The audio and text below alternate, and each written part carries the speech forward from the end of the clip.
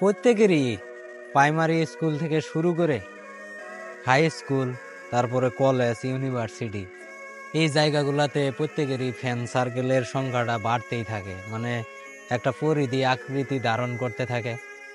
Friend সার্কেলের বৃদ্ধির সাথে সাথে নিজের যে ওই ফটোগ্রাফি জিনিসটা, মানে প্রত্যেক বন্ধু বান্ধবের সাথে ছবির সংখ্যাগুলো বাড়তে থাকে।